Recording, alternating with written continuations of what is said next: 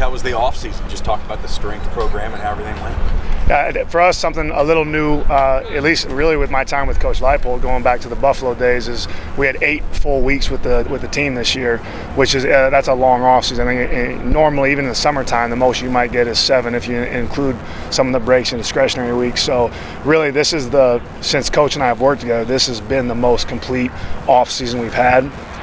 So from a standpoint of development, it's something that obviously we pride ourselves in. We've been able to make a lot of it, I think, in a lot of aspects, both physically and culturally. But all in all, the way we operate is you look back and there's things we want to continue to do better, and we'll alter and change moving forward. But I think all in all, pretty happy with the progress we made. Those 8 weeks, what does that allow you to do as a head strength coach?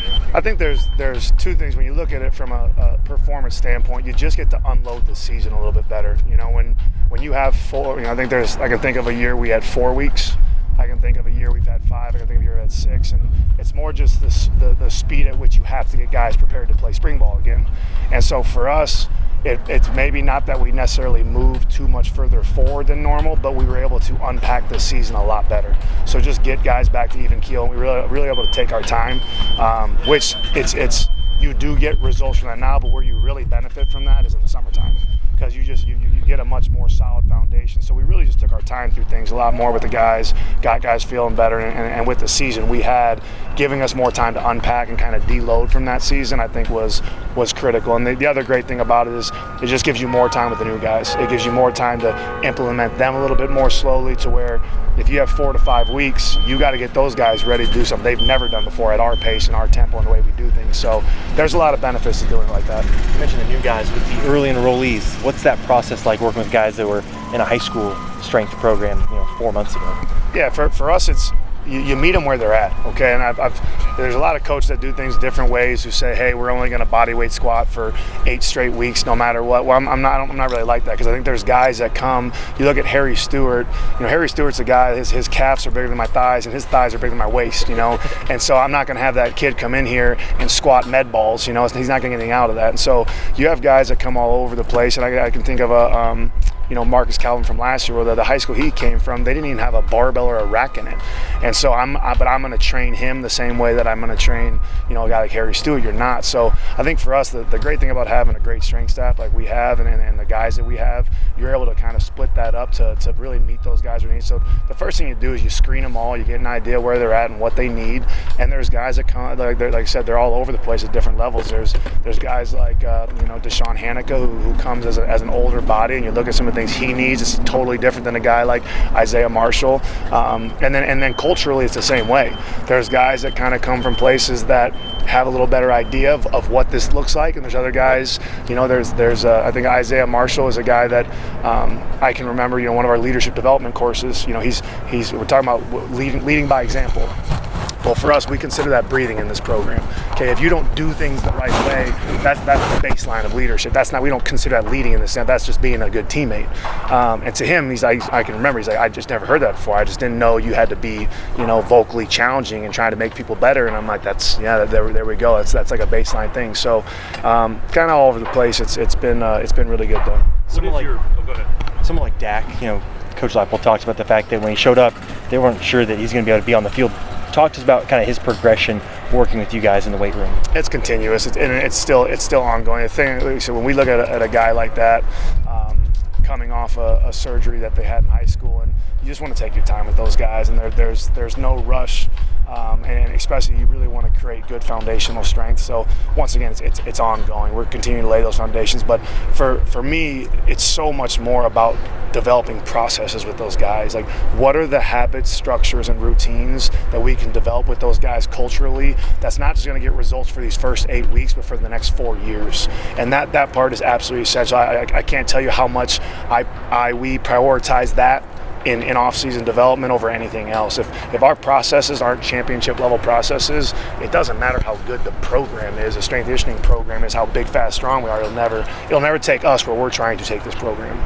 How much, you keep mentioning culturally, how much of spring or the off-season today has landed in your corner of staying hungry and not worry about winning 9 games last year? It's got to be more. And you got a bunch of veterans who already believe that, but how much has that infiltrated what you do and how you operate? Yeah, I think it's been everything. I can remember talking to Coach. It might have been 10 minutes after the game, and we talked about some of the penalties and some of the things we needed to clean up, and we start talking about those things immediately. But then we immediately flip to the offseason, and we talk about how we can't let this team become complacent. We've overcome a lot of things here since we've been here, but one thing we have not done yet is we have not overcome expectation. We haven't had that yet. So this is a totally new challenge, I think. So one thing that breathes life into us as a staff. That's exciting. It's a new challenge. It's something that's what we love to do, and that starts with Coach Leipold, and there's nothing he loves more than a challenge if you guys haven't got to spend too much time with him. And so it goes from it, but it proliferates into the program. It's the first thing we talked about in our team meeting coming back. It was the main thing. Okay, we talked about the killers of culture, and the number one thing is complacency, is when we become satisfied and do those things. But at the end of the day, in the standards of what's been done here before, we might have had some success the last 3 years in those terms, but in the grand scheme of what we're trying to accomplish, what do we have to be complacent about? We talk about winning a Big 12 championship, but we haven't done it yet. We didn't do it last year, so what are we going to get complacent about? But if there's one thing I'm most pleased about, it's the attitude, and it's the way our guys are attacking. We have not sensed that at all. And what I can tell you guys is, early in my career, I can remember having some 8 and 9 week off seasons as a head strength coach, and I can always remember right around week 6 is when guys started getting really tired of lifting, and they got tired of me barking at them all the time, and then it kind of became that cat and mouse game of just getting them to, come on, like let's just get through the rest of this offseason, then we'll get to football. I did not sense that this offseason until the day we left for spring break.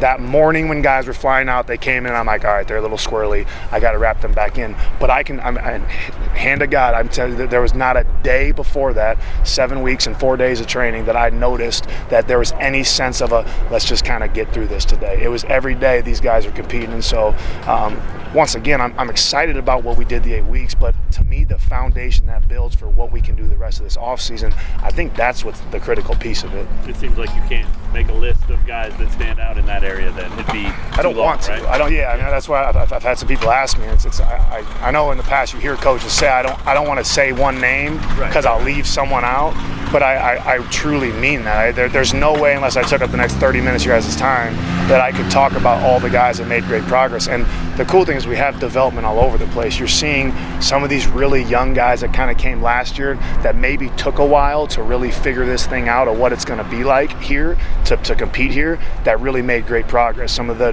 Keaton Kopeckas, Jaden Hams of the world, some of those kind of guys. Then you see, some of the older guys. Jacoby Bryant's had the best offseason he's ever had here. And I don't mean just from a physical standpoint. I mean the way and the level which he's bought into his diet and nutrition and the way he's straining and competing. So there's those guys that are still developing in the program. But it's what we talk about. When we recruit, it's what we talk about. We are going to develop you from the second you walk in this program until the day you leave it. And honestly, after. I don't know if you guys saw Kenny Logan out here, after, it's just not going to stop with us. If we have the ability and the availability to, we're going to develop you. Coach Jason Bean always laid the claim that he was the fastest guy. With him gone, who now is in the running for that? Yeah, Bean would still be the fastest guy if he was here today. He's got some elite level speed. A guy who made tremendous development this offseason was Mason Ellis. And I wouldn't. This is not who I would have said, because he wasn't 2, 3, or even 4 this time last year. But he's been our fastest guy. He's got the fastest clock time. But some of those young guys too have ran some pretty fast times. Jalen Todd, Harry Stewart, Damani's hit some really good times. So Skinner's always going to be up there. But right now, as it stands today, if I'm just answering that from a standpoint of what's quantitative, it's Mason Ellis. How long have you been doing the speeding ticket thing? That was new this year. Yeah. Just trying to put the thing, and honestly, this I kicked myself a little bit because we wanted to create even a more competitive environment. So we did some fun things like that this off season, and we really began to measure and publish and award and do those kind of things with everything we did. And it turned out it's times now that there's days in training you can't just go as hard as you can all the time every day in training. There's days you have to let the body recover. And sometimes I kick myself because I can't get them to stop. Like there's times I'm like, guys, I need you guys to just relax for me for 5 seconds, okay? It's like I got to hide some of the weights in the weight room now, which I could tell you 2 years ago that wasn't a problem, guys. So there's times we're pulling weights off of other machines. So we're getting there. We're getting closer. We're getting closer. How'd you come up with the idea of doing a speeding ticket like that? I don't know. You bounce ideas off of things. You just try to think about ways to get guys excited about things. We talk about T-shirts and just figured that was maybe a little bit easier way to do it. And the guys are like they're posting them on there, so they love it. They're all about it. And so the other one we have a heavy load entrance for sign we have for all the big boys, and so there's a certain mark they have to push on a prowler. They have 5 seconds to push it at 10 yards, and if they can do it with 400 pounds on the prowler, then they get to go sign the sign. So you'll hear just these noises coming out from over on that side of the field, and one of them gets it, and they'll go and they'll get the Sharpie and they'll sign it. So we've done some unique things like this this year that's been really cool. How many guys have signed this? Let's see. Well, here's the cool thing. So the first time we did it, it was just one. It was DK Stearns, and now we had